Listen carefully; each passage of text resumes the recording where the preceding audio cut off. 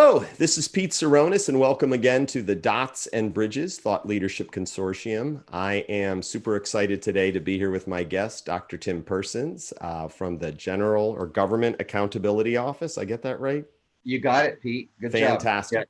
Yeah. Yes. I will get in and do a better intro here of you, but more importantly, that one always used to trip me up. I'd be like, General Government, which is I know they changed. We changed our name in 2004, so it's been a while, but still, we were always the General Accounting Office, but now I think more appropriately the Government Accountability Office. So Yeah, and there's a lot behind that actually. So absolutely. It happens every. Absolutely.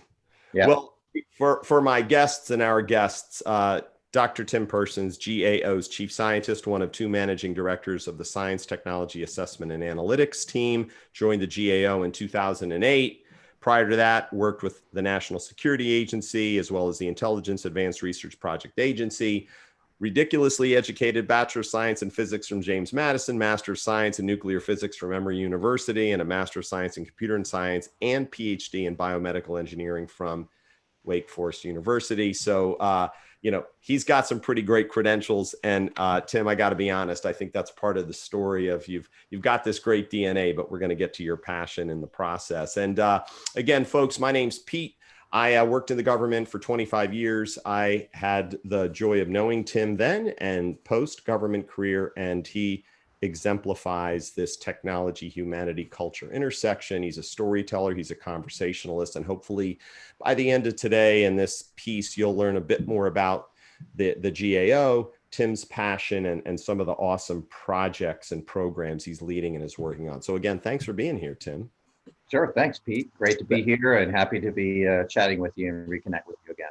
Awesome. Well, I like to start out with a really hardball question, and that's a little bit of your professional and personal journey, how it has shaped you going back to whether it was during college or out, and how that's led to your service to our country, and why you love working in the government so much.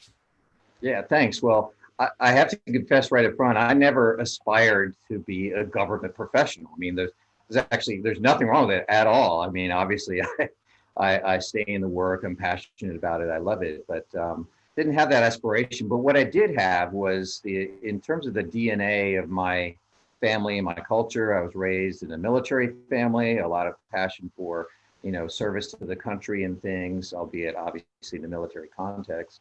But I also came to love learning. I didn't really know how to learn or really understand, really philosophical epistemology and that kind of thing until really through college and grad school. So I learned to learn in that time frame, and at that time, that was where it really took off in that mixture of loving the learning, like not the eternal student, like I would never graduate and never get a real job kind of thing, but more of the always wanting to learn and do things and looking at things in a cross-sectoral, interdisciplinary way, plus the focus from the family on, national service and, laying down one's life for one's countrymen kind of thing.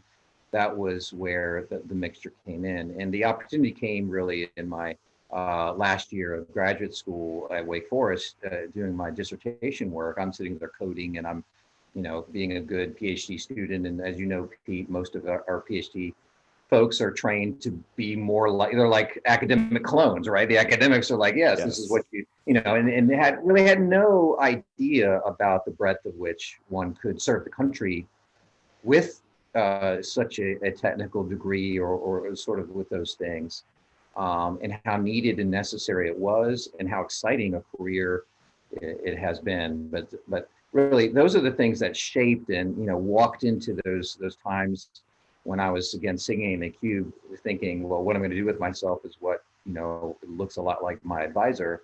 And it turns out the world was much, much bigger than I imagined. And I was thankful to have good mentoring and so on to help me open up to those who had actually been in service. So. Well, that's a great entree. And again, I love the word shaping. I myself, we talked about in our pre or prep, is I come out of Villanova with a desire to be a sports broadcaster. And then 30 some plus years later, I've spanned 3 agencies and somehow became a technologist. But timing was relevant in 91, Right. 92 when the internet was being born, right? So I had a Yep. little DARPA DNA in me, and you have this wonderful IARPA DNA. Right. Yeah. Yep. Yeah. So, well, Tim, the other thing that you just said that I think is important for those listening is this passion for the federal government. The preaching of open government, being collaborative, participatory, and transparent. Your curiosity, which resonates with me. What a wonderful place to work. And the GAO, if we can pivot into that for a New York minute, it's got a unique role. Right? It's distinguishable from other facets of government. Can you speak a little bit about it and what you find it most interesting? Oh yeah, absolutely. So the GAO is, you talked about at the top, the Government Accountability Office. And our focus is, our middle name literally is accountability. And that's not a joke, sort of like, military and intelligence or government accountability isn't paradoxical either. We have a fantastic federal government doing just amazing, heroic, incredible things day in and day out. And yet there's always a passion or an interest, especially when you look at the constitutional structure, right? When you and I, Pete, we took our oaths, we took it to the Constitution, right? It wasn't to a given administration. It wasn't to a secretary of something or other. It wasn't to ourselves. It was to the Constitution. So really what's interesting is, our structure is such that you have that frictional nature of oversight from the legislative branch, the power of the purse, and then you have the massive executive, which is where the overwhelmingly dominant amount of money really goes in: defense, homeland security, social welfare issues, education, Medicare, Medicaid, all those sort of things cut across so many issues. But GAO is just singularly unique because we are one of the few legislative branch agencies, and we're the largest in terms of the full-time equivalent number. We're over 3,200 FTE, and we have to cover, again, everything Congress has to cover, we have to cover. And our goal at GAO is to help Congress with their oversight, but a lot of what we also do, lesser known, but also very important, is the insight and the foresight work, right? How do we support a prospective governance, not just a reactive one? And I think it goes without saying is we're sitting where we are in the middle of the pandemic, sitting in the middle of, cybersecurity risk and issues, and sitting in the middle of lions and tigers and bears in various ways. We always can look back and Monday morning quarterback and say, we should have done this. So how do we think better and more prospectively about that? Support, yes, good oversight, but also support foresight-oriented policy making. Yeah, I'm gonna riff off that a minute. And again, I'm gonna read what's publicly available. But thank you. I've always heard the terms congressional watchdog, independent, nonpartisan agency, works for Congress. Yes, thank you. You filled in my blanks. Yeah, no, but that's perfect. Yes, well, there you go. Thank you. No, yeah, right. But what you said about, and this is what caught me. I'm a guy that likes to think in threes and threes. Oversight, insight, and foresight on science and technology issues. And that's when I think of you, Tim, I think of somebody who's, yes, a storyteller, a conversationalist, one that I learn from. And I think that it's not just about being the watchdog. Heck, for those of you who ever watch testimony, there's somebody from the GAO there who's simply the facts. And if, again, I quote from what GAO does, it provides Congress, the heads of executive agencies, and the public with timely, fact-based, nonpartisan information that can be used to improve government and save taxpayers billions of dollars. Yeah. And it's there to help government be more efficient. So it's kind of a dual role of looking out for the taxpayer and looking out for our government constituents. Is that fair? Yeah, that's exactly right. And last year's ROI was quite good. We typically have been getting it around for the taxpayer. Every dollar you put into GAO, you get $100 back. That's been some past numbers. Last year was a banner year. We had $330 returned for every GAO invested dollar. So we're quite a fantastic ROI. We are, like you said, the watchdogs. We're the best friends of the taxpayers. It sounds counterintuitive because we do audit the federal agencies. It doesn't sound like it's a friendly thing to be audited. But you know what? From a problem-solving perspective, we're all in this, and we've got to figure out how do we do these things better. And how do we help find that symbiosis in the congressional oversight and then the executive action? Because they have to do executive branches to do their job. And again, we have so many fantastic successes that often don't make the headlines, where the failures, of course, do. And so a lot of the focus is on those things. We do want to fix those and make it better. We don't have, small problems everywhere. We have some big deal we have to cover. But nonetheless, it's an exciting job to be in, an exciting time, because this is where really, you can really see how one's talent, skills, abilities, knowledge, etc., can make a difference, and especially sitting at a perch like the GAO, a trusted, nonpartisan, fact-based, non-ideological institution. Well, I'm gonna again build off that, and my during government and post-government career, leveraging or relying on GAO reports, which speak to successes and challenges and opportunities for improvement, are immensely popular in my world today, and also one that I often share, and I know you've said on many an occasion, and many of the feds in the executive branch, who will get into this here on the technology side, like to reference that a GAO report is an invaluable piece of information, correct? For those looking to sell, buy, communicate, collaborate, understand government. Is that something That's you right. agree with? Just read exactly. So, and we have a structure where you can just read like sort of a 1 or 2 page consumption and just get the high level executive summary. If you want to dive in, we do a good job of laying things out. Very well written work. We have fantastic analysts, writers, and of course in my team, scientists and engineers, real ones, doing real science. We have to deal with that because we have to cover, soup to nuts science technology issues. It's just amazing what we have to deal with. Even Pete saying something, because you were at DOE, even if you said the word nuclear, right? Are you talking about nuclear non-proliferation? Are you talking about nuclear waste management? Are you talking about the nuclear weapon complex? Are you talking about, nuclear command and control systems, civilian reactors, et cetera? So there's huge amounts of government work just in that, again, that I know you personally have been engaged with in your career. Well, thank you. And again, you're making this really easy on me because, I'm going to pivot in here to being what's it like as the chief scientist. But again, for our audience, what a wealth of information. And they make great pictures too. Pictures are worth 1,000 words. So keep doing what you're doing. Okay. Yes. All right, let's move into the chief scientist role. I mean, it's a title that, again, Tim, I know you're not about titles, but to be blunt, you have really cool titles and you do amazing work. Walk us through what a chief scientist in the GAO in this office that, correct me if I'm wrong, but the Science, Technology, Assessments, and Analytics team, of which, if I'm not mistaken, again, you're one of 2 managing directors, but you're also a chief scientist and you're also a collaborator and you're also a representative, an ambassador, but let's get into that role when you're not out on the speaking circuit doing the wonderful sharing of information. What's a typical day or week or month as a chief scientist of the GAO? Yeah, wow. Typical is difficult to say simply because it's so dynamic, it's so full, it's so diverse. I mean, it's what I love about it. It's both, honestly, it's both terrifying and electrifying and exciting at the same time. I get it. Right. So just earlier today, I'll give you an example.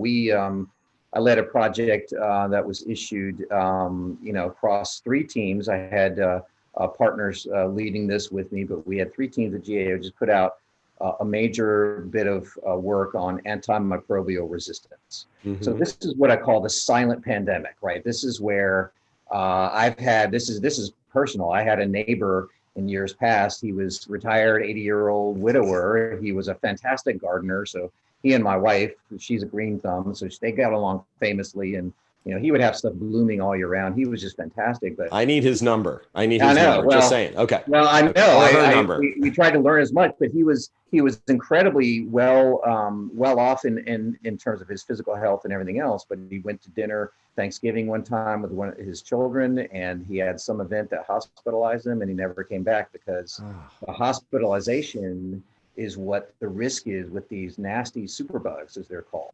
So, I mean, how do you deal with antimicrobial? It's a silent pandemic because it's been creeping across the country. Millions of Americans infected every year, tens of thousands, maybe over 100,000 every year dying. That doesn't get the same kind of press that COVID does, and certainly COVID's a big deal itself.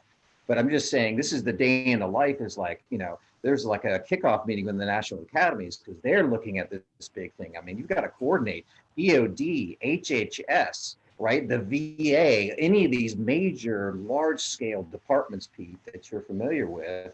And even just coordinating within one agency is a hard thing, much less sort of anytime it's a pan-governmental thing. You just really need a strong leadership element. And you really have to not only understand the science, but figure out how do you put pieces together and quarterback this play toward a solution? Because we're not getting out of this without being cross-sectoral in nature, cross-agency, interdisciplinary, and we got to be agile. We cannot do the same old thing in terms of trying to solve this problem. That's just one video call I had today. So I'm just giving a snapshot of a 2-hour window, and that's forget about the rest of the week, which could cover cybersecurity and cloud issues, what we're doing in the lab, and cover nuclear issues like I was talking about there. It could cover weapon systems from DoD. It could cover transportation, AI, autonomous vehicles, etc.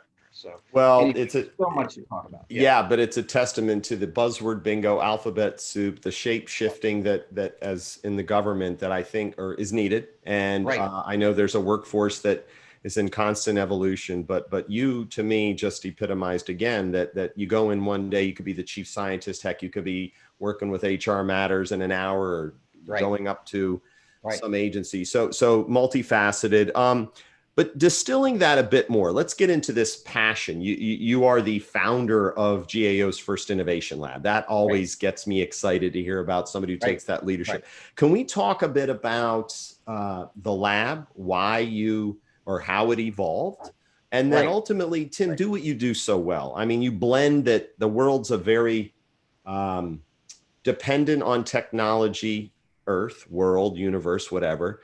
We all know that tech's not the problem. They support the sectors deemed most critical in our country: air we breathe, water we drink, and our cities, our communities that depend on state level collaboration with Fed. But when it comes to looking at what's innovative, what is this lab doing, and how are you engaging with industry to stay ahead of the curve so that you're not too far out in front, but bringing use cases to bear? Yeah, no, great question. So yeah, the lab was, you mentioned you had some DARPA DNA. I have some DARPA touch, but the professionally I was in the IARPA and so on. So you think of it like you mix together like the DARPA, IARPA context with data and analytics, and then pan-federal or national level problem sets that we have to deal with, especially big ones that GAO is really critical in terms of think about, my boss, the Comptroller General, speaks well and often and clearly about the problem of fiscal sustainability, right? That is actually, when you actually think about that, that's like a national security issue. It's not, it's not just the financial markets only, that although that's in and of themselves, that is a big deal and all of those things, but just that issue. I mean, trillions of dollars used to sound like a lot until we had, the CARES Act come in. This is all the money going on now on the trillions and trillions of dollars to help us get through. And I'm very thankful, by the way, for my science colleagues out there just killing it every day. And they're sort of, actually Moderna was a DARPA funded original project. Exactly. Yeah. So I'm saying, you see all this incredible innovation that gets you and I energized up out of the day, and rubbed up against the national, international problems that we have. That's where we are with the lab. So yes, it's all the buzz speak in terms of AI, but we really are focusing on making that a reality, right? We need to suffer the slings and arrows of innovation, and we want to be problem centric on it. That's the DARPA piece, because the P in those agencies is a project. And that doesn't mean a forever license to just look at your, pet problem. I mean, this is like, let's define what it is we're about, what we're going to try and do. How do we build that sort of what I call data alchemy at a time when there's a strong push, Pete, on the Hill for evidence-based policymaking? And this is on both sides of the aisle in both chambers. This is not a, ideological thing other than, what, our members are crying for data and information. We have felt the pains of this, did we not, at the early phase of the pandemic? We just don't know things. We don't know where the case counts are. We don't know how to have a diagnostic test for it. I mean, all of these sort of things are where it's like data and evidence are premium. And so we really do have to reinvent in one sense, make incredibly efficient the way we convert questions to answers on behalf of our national decision makers. Because in the absence of that, decisions are still going to march forward. The question is, how good of information do we want them to have in making those decisions?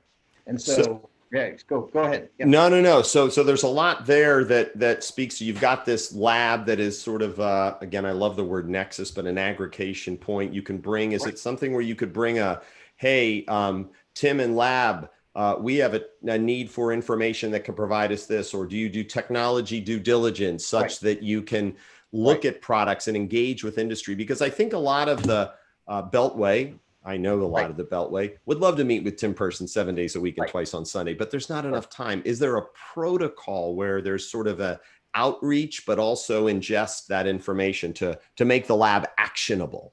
Right. So what I've done is I've hired our first chief data scientist. His name's Taka Ariga. He's fantastic. He'd be worth having on the show. Okay. Just a polymath kind of person, very talented across many things, very creative, agile, and everything else.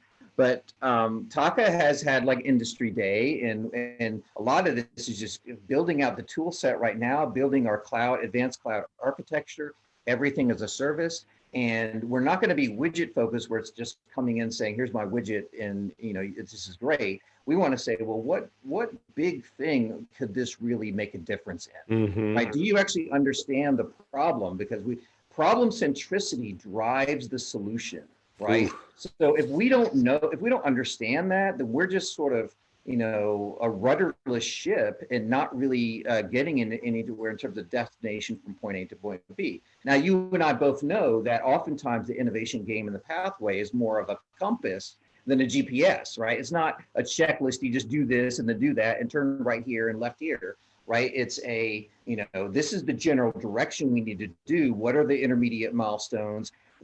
How do we articulate those things? What's the big idea that we're really trying to do? Can we already do this on our baseline? We just failed to, make the right hand talk to the left, which happens a lot more than we'd like to admit in some things. And so that's not really a technical problem, right? Sometimes it's a policy problem where it's just like they're saying, look, you can't do this. And we said, well, that policy was written 4 decades ago. Do you still want it?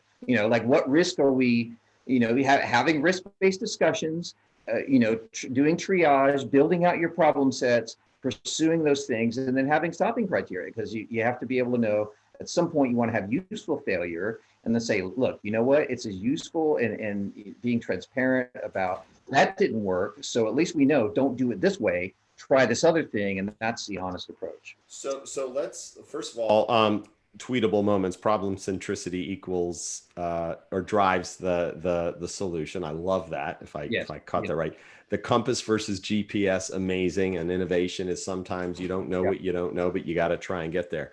So I know that Agile software and a lot of what you discussed involves tools and teams and storming, norming, and forming. I want to shout out to your Science and Technology Spotlight, GAO-20-713S as in Sam, P as in Peter. Take a read. It's a really, really nice piece that was released on September 29th, but it speaks to Agile software development, why it matters, its methodology.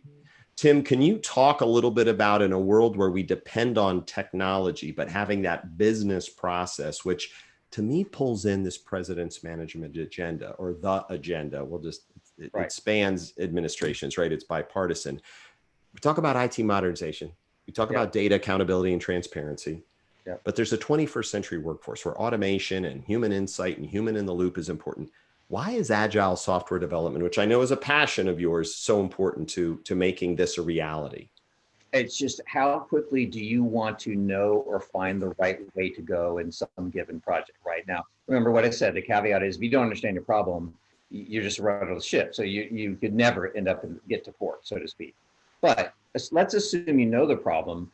Then 9 times out of 10, I think the Agile approach, Agile is more of a philosophy. It's not just software development, like you're saying, right? It's this philosophy. How do we, quote unquote, fail? How do we create an environment that allows for sufficient risk-managed experimentation to try something, but then you build a more robust, rigorous epistemology and converge sooner, right? You see this actually in I love reading a paper by Will Roper, who's the Air Force acquisition. Yes, yes. Just Will talking Roper. I about just why we just got Great a guy. bomber way sooner, Pete, because we essentially, from a large scale perspective, implemented. It was digital engineering was the tool, but Agile was the mindset, right? It wasn't this, you know, linear. Here's the requirements. It's rigid on this, and then here's the way that Big Blue or Air Force, and we have the world's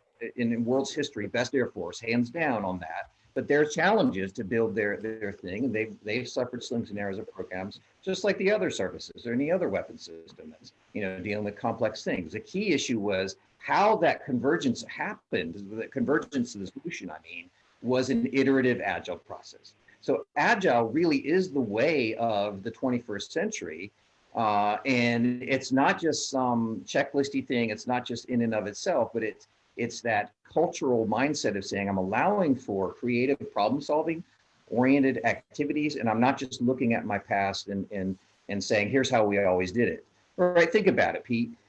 Business process engineering, right? What is that? That's just a fancy way of saying an algorithm. Well, what's an algorithm? That's a piece of software. How do we develop software? You can do it with waterfall methods, or you can do it agile. Like it's all related. That the process is tech. So if we could, think of it in that way, think like software engineers in one sense, then I think we have a lot of economies and efficiencies to achieve, and we can do more with what we have, and address our complex adaptive systems problems of the day. Well, I'm going to shout out to you here because you brought in one of my most favorite words, which is culture. And I think from sports to business to government, culture is king. Leadership and culture matter, right? And this world that we're living in that is really thrust upon us, you better start learning how to use technology like we are, because when it was pre-COVID and it was working from home, there was that, I got a phone, somebody needs me, they'll text me. This brings, I think, to bear, and while some people call it whatever application you use, we're on Zoom here, there's Teams, there's Google Hangouts, shout outs to all those who've built platforms. It can be like you're always on all the time. But to me, I get to see Dr. Tim Persons without planning for weeks, the hope that I can get 30 minutes of his time downtown and have to travel. But you mentioned culture, and I have a phrase I love, which is how technology affects humanity, which influences culture, which shapes the technology we use. And I think that Agile personally embodies that. And I appreciate you emphasizing the culture of the tools you use, the individuals you have, because, Tim, if you can speak to this 21st century workforce, reskilling, retaining, and recruiting is very important, paramount to the federal government. What are your thoughts on technology enabling but not replacing, and how important the human being still is needed? Yeah, right. No, thanks, Pete. I've been doing strategic AI work for a number of years before it was cool. Actually, what I mentioned, way back when I was sitting there writing code in my little cubicle in graduate school, I was actually writing, MATLAB code for AI system. MATLAB. Yes. Yeah, I know. Think of MATLAB. Yes.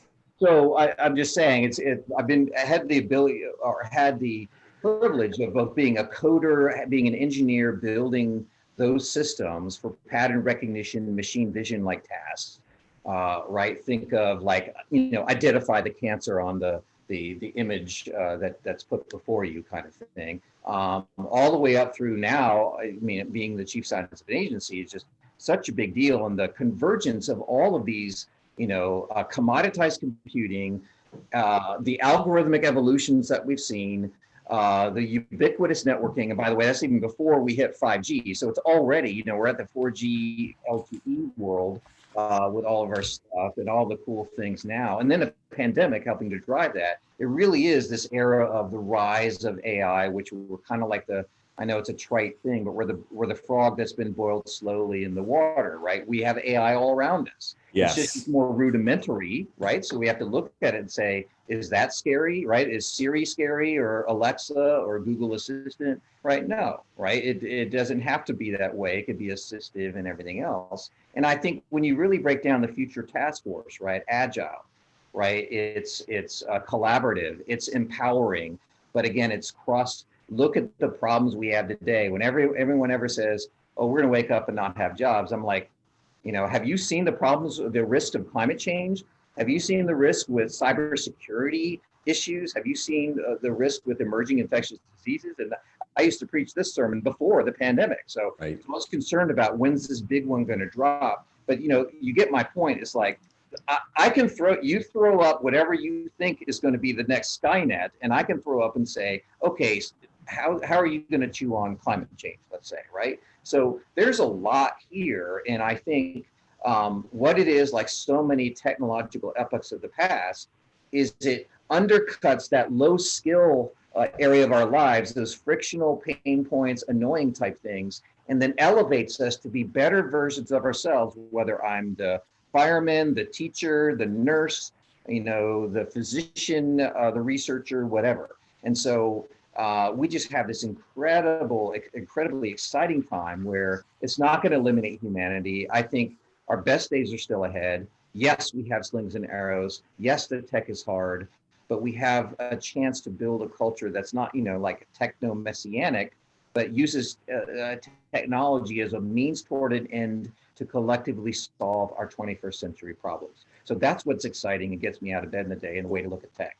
It is an enabling helper, not the replacement. Yeah, agree. Enabling, such a key word. Let's pivot into the Science, Technology Assessments and Analytics team. I mean, it's established, January of a year ago, I guess, 2019. Yeah. Right. I mean, what it does is on the website, folks.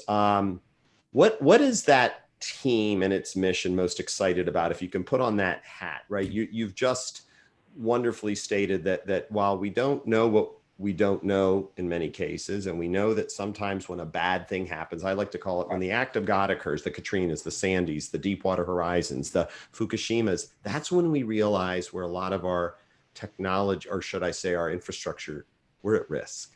That's right. Yeah. And I think of you, Tim, as this forward-looking, as you mentioned it, very proactive. What is the STAA's mission right now? What are some of the challenges it's dealing with? Well, thanks, Pete, and we're still growing. We're just over 100 FTE in terms of our team size. Okay. We're going up to 140 FTE, and we see the innovation lab becoming a bigger and grander thing in terms of. Right now, it's just sort of the snowball rolling down the hill, starting to build momentum and things. It's all exciting. It's in a good direction. It's going to do good things. So it really is, when you unpack the science, tech, assessment, and analytics, really the S&T is a lot of oversight. What do we? One of the biggest questions we get from our members is, what do I get out of my federal research? Right? You remember, Pete? Like, if you, probably I couldn't imagine, or I can't imagine how many times you had the question of, Pete, what do I get when I give DOE money for basic research? What do I get out of that, right? You're going to get something, we're not sure yet. Trust us. We have unbelievable science and research and development going on in our labs and our footprint, as well as, we have the world's best university system. And I'm not just waving my own flag on that. I am told that I've been in all the world capitals where they're telling me that. We are the envy of the world. We have all of these capabilities, but we still could ask the question of, well, yes, basic research is important. How important? How can we get our hands around that and make that articulation? What about, think about manufacturing. That used to be thought of as like the 3Ds, like dull, dark, and dirty. And it's like, man, you got to like go to YouTube and search on, Tesla factory, and you'll see that is not the dull, dark, and dirty manufacturing. I mean, it's an exciting era, 3D printing, etc. All of these sort of things that are going on out there, but we need to know how do we best provide or support Congress in the oversight of those systems, the innovation system, think of it with a capital I, right? That's one thing. Tech assessments are middle name. That used to be done on a mission by a former legislative branch agency called the Office of Technology Assessment, or the OTA, which wrote fantastic reports years ago. It lived between 72 and 95 and was helping Congress in supporting that proactive and just saying, here are these things of its day, the technology discussions of the day. And so what that does, Pete, on the insight and foresight part of our equation is it allows us to, GAO typically in oversight, we're starting out with, well, here's a federal department or executive agency or what have you, or program. But now what we're doing is we're starting with the topic, right? We're saying, what does 5G mean? And as I drop the big rock on that pond and it ripples out, it's going to hit a lot of federal nexus stuff, right? It's going to hit regulators. It's going to hit basic R&D. It's going to hit the mission side of things, like what does 5G mean for DoD, for example, right? So we're going to hit all of that, but it's way bigger in terms of what does it mean now? We're all sitting in a pandemic, and we need bandwidth. We need, all of these sort of. We might need a lot more telemedicine than we thought before on things like that. So what's exciting about the tech assessment piece is that it's really a cross-sectoral look at technology and its strategic implications, leading to policy options so that we can give our members a menu of, here's what you could do with this, right? And the important thing on this, Pete, is that every technology, every one, right? So I don't use infinitives lightly, but this is true. Every one has an upside and has a downside. So how do you recognize that double-edged sword narrative? And then how do you minimize the downsides and maximize the upsides of that, right? We all know we want AI, but we want accountable AI. We don't want racist AI, right? Even unintentionally. We want good AI, safe AI, enabling, helping AI to do things. But that's the kind of thing that we do. And the analytics is just the innovation lab that we've already talked about. So that's the whole spectrum. Yeah, it's a great spectrum. It's a pervasive spectrum. And I want to give a lot of kudos, or give you some kudos here. I come from the DOE, and I still am very involved in our research and development community, right, tech transfer and commercialization. So folks, Dr. Tim here is spot on. We spend in our country on average, or $140 billion or so thereabouts on R&D. Right. And that's money that the government and our tax dollars are investing in universities and academia and think tanks and internationally through labs, not just our national labs. And Tim, you made that point very clear. So big part of transformation is research and development. Sometimes when you don't know what's going to come out of it, correct? Right, exactly that. And I'll sound, this opinion is my own. I'll just tell you, this is according to Tim Persons, my view, and then Pete, you can agree or disagree or whatever. But I think we have such a fantastic innovation system, and DOE is just one cul-de-sac of that, and that's a fantastic one. But you think about all the stuff that we do, in my opinion, we have so much capitalization on those investments, or return on investments that we could achieve, that we have yet to achieve. I think we're at a fraction of what we could be doing and just crushing it in many ways. If we could have that systems view look and apply it in that way. And I just am so excited about what could happen, because without any criticism of any one actor, government or research, academia, or anybody like that, industry, I'm just saying, if we could make the puzzle pieces fit, and I'm very confident that they could, I think we could just be crushing it with an innovation economy that we're already living in, that I think we're just scratching the surface of, that we have so much room to grow. It's an exciting future. Well, we're kindred spirits, and I'm not being biased. I fully agree. And I think until one can walk in those shoes to see the tireless effort from our academic community that is there to discover, to inform, hopefully to enlighten, and then to commercialize, to make the world a better, safer place. That's amazing. All right. So we have 2 questions left, and the last one's going to be the easy one. So you start formulating your parting shot, because you have a lot that you've covered, technology, your mission, the agency. I mean, Tim, that's where we'll go with that, because I know you'll pull it together and leave something awesome, tweetable, but more importantly, reflective for our audience. I like to always ask this question, though, because having served my 25 years from a GS7 up through an SES, a senior executive service, I quite often, like you, was honored to serve on panels and serve as a spokesperson, and sometimes felt like an evangelist ambassador. Right. But I really, when I wasn't on a stage or in a location, but back in my office, I was always thinking, there's so much for me to learn. and I met with industry as often as I could and whenever I could. What is, and I'll give you an example, some advice or more of an insight on when you're doing your thing and people are handing you business cards. Industry, I feel, being on that side now, Right. deserves the same respect from a government person's attention as industry should respect that government folk are busy. And that's where I come back to when their folks had a chance to meet with me, regardless of my title, I could care less.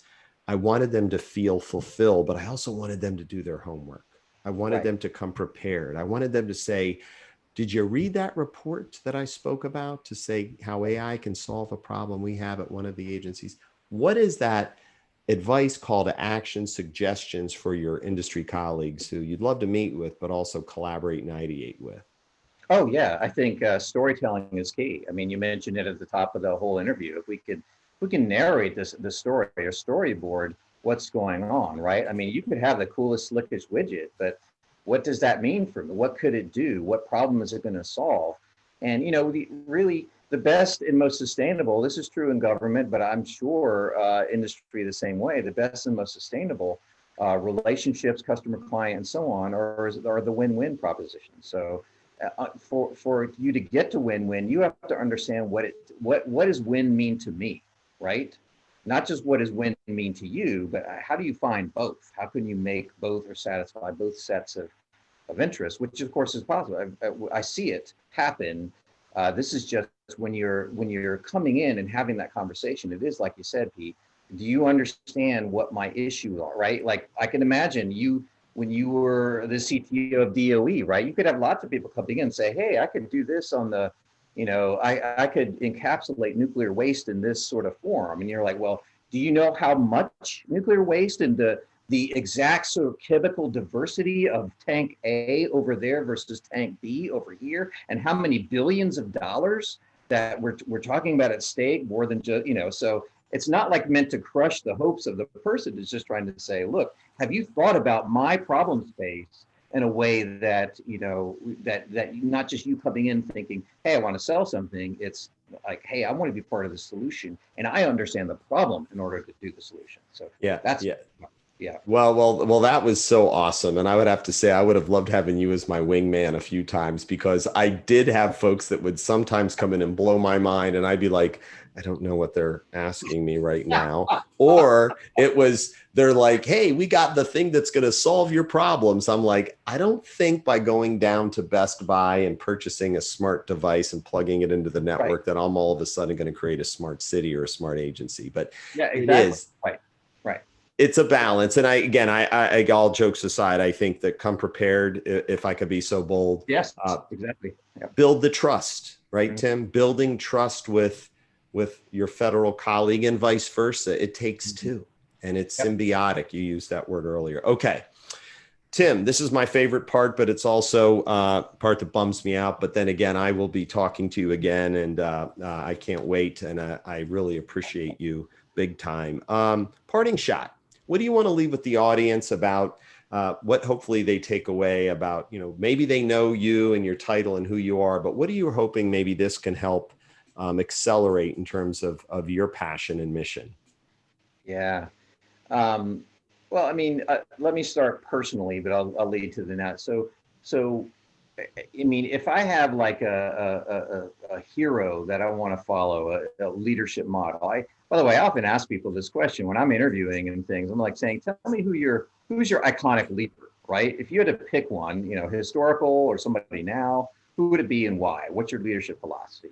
One that's really stuck with me recently, and I've shared this with you before, Pete, so this is a repeat, but is I've been reading a book. It's fantastic. It's about former Secretary of State and, of course, former General of the Armies is George Marshall. And Marshall's book, the book about him, the biography, is called George Marshall, Defender of the Republic. It's a 800 to 900 page thing. It sounds like it's this huge slogging read. It's not. It's an incredible story of what leadership is all about, working in the complex adaptive systems environment of DC of his time, and then of course setting out the world as we know it today, and really working behind the scenes. And I think, one of the biggest things that I mentioned how I think that we have room to grow, again, without criticism on, I think, nationally from an innovation system.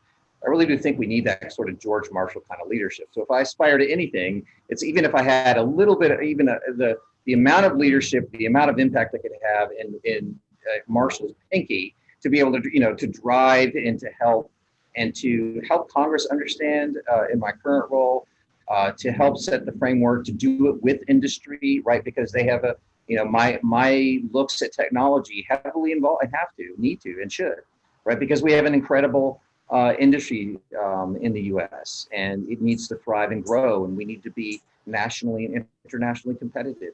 And then we have this brain trust in our academia. I just think how we can get those resources coordinated and achieving the common good, being clear about what the grand challenges are, figuring out what the art of the possible is, exercising leadership, and then being empowered to execute and do things. I think we have incredible days ahead of us. And goodness is a social benefit, environmental benefit, educational benefit, economic benefit, national security benefit. I mean, all of those, there are solutions that excite me that can cover all of those at one time. We can be greedy, as it were, and be able to achieve those things. But that's what the parting shot is. I'd love to have that sort of Marshall-like campaign to drive and do things that have never been done before, even for a country as innovative as ours. We're founded on innovation. When you go into the Capitol Dome, for anyone who hasn't been there and needs to go back and look up, you'll see all these paintings by, the Michelangelo of the Capitol was Constantino Brumidi.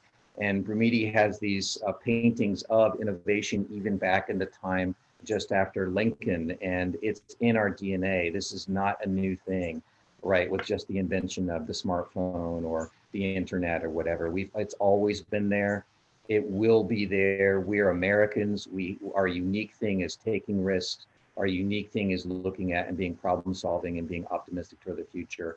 And I think the future is very bright. So I'll stop with that, Pete. Listen, man, you had me like preach, Tim. Yeah. I'll tell you, I took away clarity with the Marshall, conviction. The cause can be, you catalyze that conviction to solve a greater good. And that's what you just had me all excited about. Listen, man, I'm going to close with a big thank you, big bro hug here being sent your way. I appreciate you. You are a lighthouse kind of guy, individual. I look forward to staying in touch. You exemplify what a dot connecting, bridge building individual is. And I sure hope to see you again soon. And I appreciate you for the time today, buddy. Absolutely. Thank you, Pete. I appreciate it very much, and take care. And hello to all your listeners. Happy to connect and stay in touch.